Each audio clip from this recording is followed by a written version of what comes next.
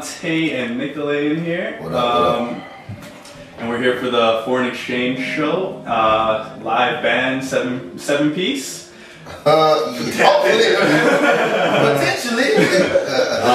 627. Okay. I'm excited for this, as I'm sure everybody else is. I think we sold out. I think it'll be a packed house. So looking forward to it. So what I kind of do want to start out with, guys, is your roots. Let's go back to when you guys first dropped Connect, right? You guys kind of had. I mean, everybody knows the story. The internet file sharing. You guys kind of had like this relationship for a little while. Was it kind of this unique touch on the progress that you guys had? Because it's obviously not like in studio work. Was there something different from doing the file sharing work as opposed to doing the work in studio?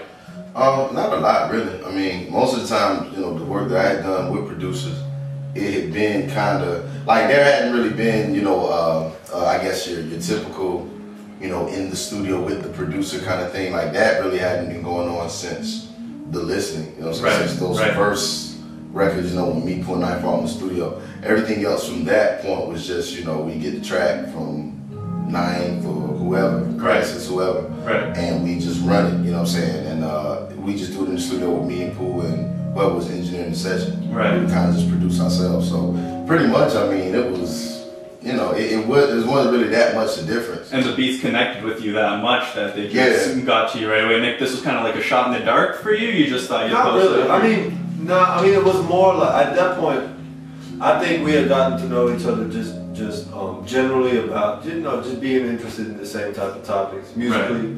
So, I had started to hear, I think they had like the first couple of Little Brother tracks out. From the listening. Yeah, they were going to be able to, at that point it was just like some MP3s and all of that type shit. And so when we started talking about doing work together, I knew that it wasn't going to be just Joe Schmo like rhyming. You knew it was for real. I knew more or less what potential was there. It just so happened that the final result just exceeded any of my expectations, just because it, just I think the thing that makes it so special is the fact that I always sort of had that in mind. I just never found the right people. Yeah. It just fell into place like that. And he was the right guy for you too. Yeah, definitely. I mean, it was, I've always, with him, it was a lot of things where, I kind of always had envisioned myself doing a whole lot more music and incorporating more influences into my music, but I just didn't know who was going to pull it off. I just didn't know the producer that could have a lot of those influences but still know how to incorporate them. It's one thing, you and me, plenty of motherfuckers like, yo, I listen to Mos Def and Van Halen, and then I listen to Tchaikovsky, and then like, you'll hear motherfuckers that say that shit, but it's like, okay, but how are you going to channel those influences into your music? You know what I'm saying? That's something totally different. It's one thing to just listen to a bunch of, disparate acts, but in order to be able to put it into your music, something different. And Nick is like really one of the few cats that has really been able to just do it all. Like, in terms of go from hip hop to jazz to, kind of funk to, house, kind of real techie stuff. Definitely spread the board, Nick. You definitely get around. I've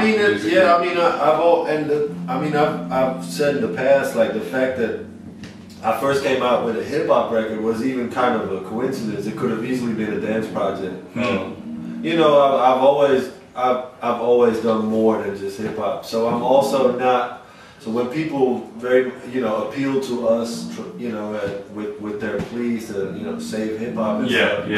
For me, that's kind of almost a very abstract concept, because I think almost in terms of obsolete concept. I think in terms of music, and after music comes good or bad, and so I can mess with anything that I get that feeling from it. No, you guys definitely broke some barriers, and I mean, it was good to see, because the internet's such a beautiful thing, right? Every promo tool these days is pretty much through the internet. You see magazines like XXL and The Source pretty much dropping like flies, right? Like, I mean, we were talking on the side, blogs are pretty much what's in. My man Anthony David, he has a quote. It's like when he saw like the magazine writers writing about bloggers, he's like, that's like training your manager. It's like training the guy under you to take your new position. Right, And then right. Yeah. Fuck, are you talking about the top 50 vibes? Yeah, the top 50 vibes. What did you think of that? I guess you're big on. I know you're big on the internet. Nick, I'm not so familiar with your internet. I mean, yeah. Yeah, you guys maybe in slightly different circles, but yeah. But same. Yeah. You guys both block. I mean, I didn't. I mean, I heard of it, but like I didn't like vibe and read. I mean, right. You just saw it and you took notice. Do you guys follow any particular blogs? Do you guys like, you know, when you're just chilling on the tour bus, it's just something that you always have bookmarked? I follow that. I check smoking section. Alright. My man Gotti over there. I check Two Dope Boys. I of course check Kevin Nottingham. Nice. Man, that's pretty much it. You know what I'm saying? As far as just off the top of my head. I mean, you know, but pretty much the same. Nick, you got I'd say I check blogs more than like we have an interest obviously in also, you know, we're invested in trying to spread the word. So I check frequently just what is being said. Yeah. You know, and especially nowadays where you can do blog searches and everything, you really find out like how fast something like that can move. Right. And what kind of traffic you get from that. You know what I'm saying? So yeah, I try to follow all that.